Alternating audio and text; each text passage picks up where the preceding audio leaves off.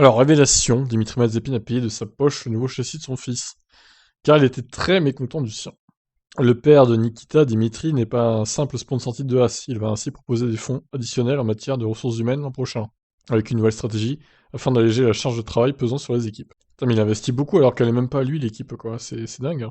Le père Mazepin a aussi révélé dans une récente interview un autre de ses aspects montrant qu'il est bien prêt à monter au créneau et à prendre les choses en main quand la performance pure de son fils est en question.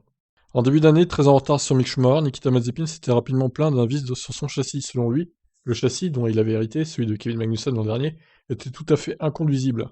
Tandis que Mick Schumacher profitait d'un châssis neuf, reconstruit après le lourd crash de Grosjean à Bahreïn. Finalement, Mazepin a pu bénéficier d'un nouveau châssis. En réalité, les deux pilotes Haas ont échangé de châssis à Monaco.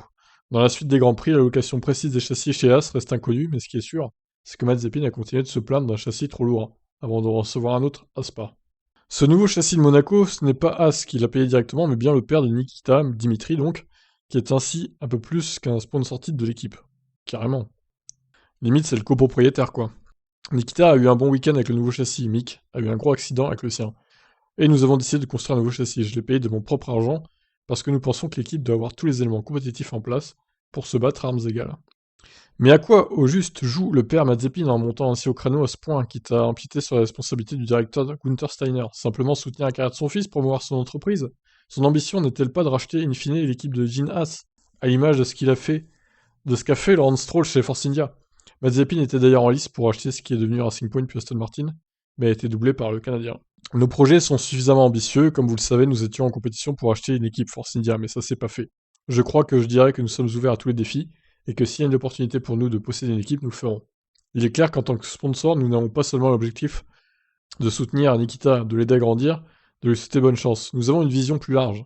Les produits Uralkali sont sur le marché dans 70 pays du monde. La Formule 1 court dans 23 de ces 70 pays. Nous voulons utiliser la marque F1 pour promouvoir nos produits et notre entreprise, et nous y parvenons. Dans des pays comme la Chine, la Turquie, le Mexique, le Brésil et les États-Unis, ce sont nos marchés. Nous sommes un leader sur le marché des engrais, et nous voulons profiter de ces opportunités. Alors, il est long l'article, mais bon, on va aller au bout quand même, c'est intéressant. L'environnement de la F1 est-il d'ailleurs bien adapté à une entreprise russe? Rappelons que suite au démêlé de la Russie avec l'Agence mondiale antidopage, Mazepin doit courir sous drapeau neutre. Il y a des entreprises russes en F1, comme Kaspersky, Acronis, qui sont en F1 parce que elles croient en la plateforme. La banque VTB est le sponsor en titre du Grand Prix de Sochi. Je serais reconnaissant si beaucoup d'autres entreprises venaient en F1. Si on en vient sur le plan sportif, quid des ambitions du père Mazepin pour Haas? L'an prochain, par exemple, avec le nouveau règlement aérodynamique sur lequel Haas a tout misé, quelle devrait être l'ambition du team? Revenir à la 5ème place au classement des constructeurs à moyen terme? Est-ce vraiment un objectif réaliste? L'année dernière, l'équipe était 9ème. Avant cela, elle était même 5ème ou 6ème. Donc je pense que quelque chose entre ce qu'elle a eu ces dernières années serait une bonne référence pour savoir où nous devons viser. Vous ne devez pas seulement construire une bonne voiture, mais aussi la développer.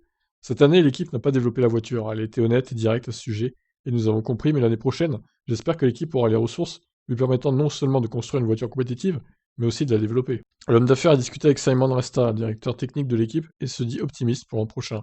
Mais il attend aussi une loterie avec le nouveau règlement aérodynamique.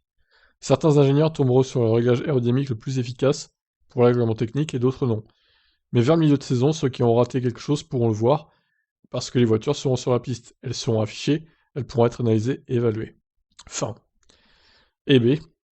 Bon, je pense qu'à terme, il va vraiment racheter As, hein. Je vois mal Gene As continuer comme ça, surtout si As trust les fonds de grille encore plusieurs années. Voilà, donc Nikita a de la chance hein, d'avoir un père aussi motivé en F1, un peu comme Stroll a la chance d'avoir un père qui détient une écurie.